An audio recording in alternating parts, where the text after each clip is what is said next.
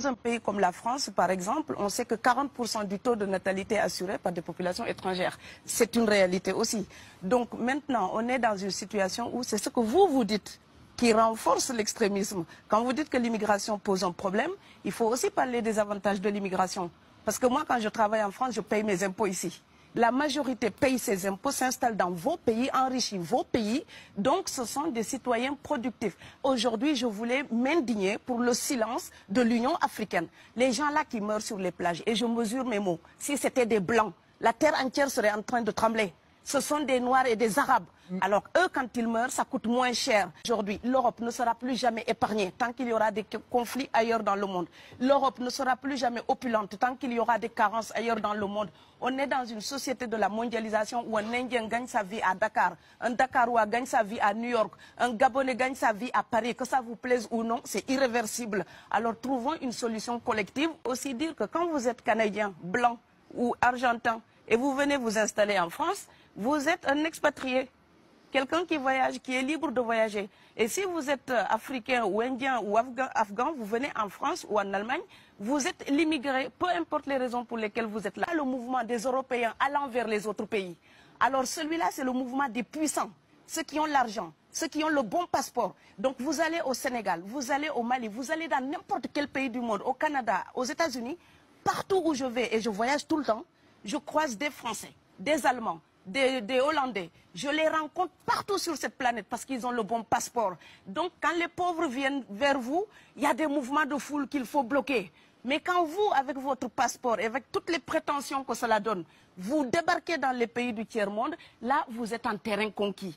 Donc vous avez besoin qu'on reste dominé pour servir de débouché à l'industrie européenne.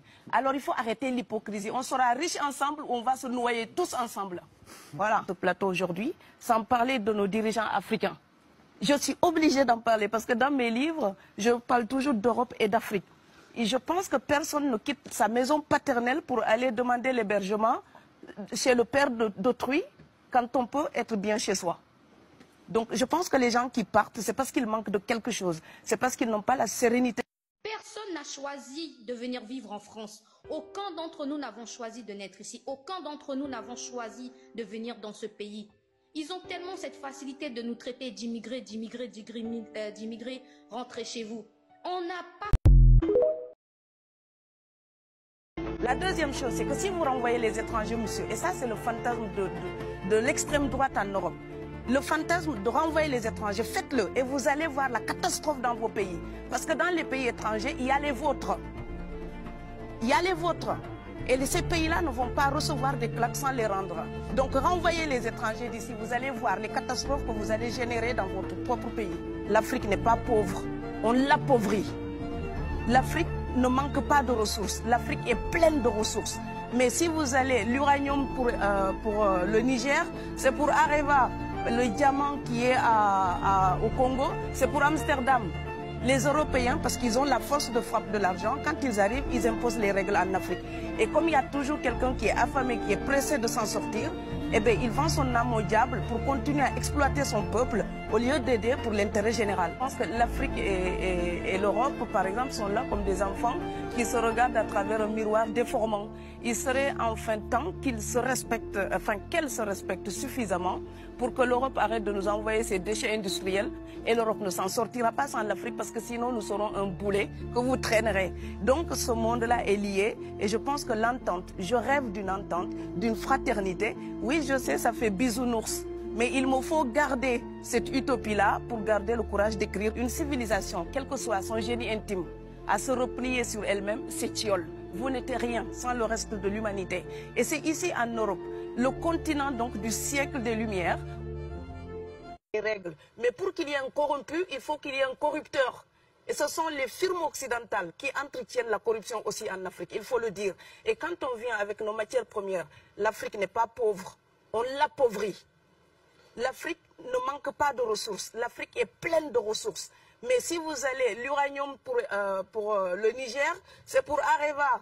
Le diamant qui est au Congo, c'est pour Amsterdam. Et donc, les gens, ils viennent, ils fixent le prix. Et parce qu'on n'a pas d'autre recours, on vous les vend.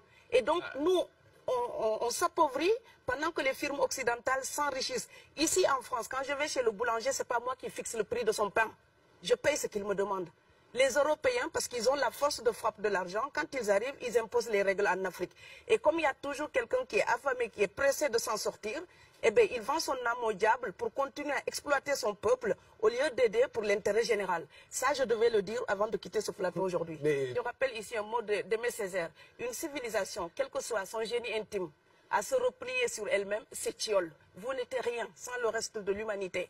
Et c'est ici en Europe, le continent donc du siècle des Lumières, où on disait que le voyage forme la jeunesse. Moi, je pense que quelqu'un qui s'enferme se flétrit.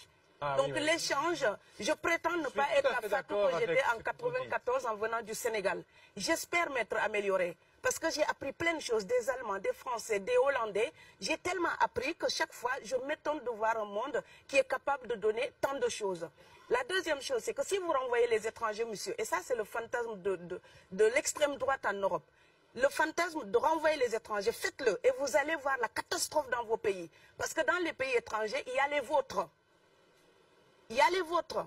Et ces pays-là ne vont pas recevoir des claques sans les rendre. Donc renvoyez les étrangers d'ici, vous allez voir les catastrophes que vous allez générer dans votre propre pays. Je suis tout à fait d'accord.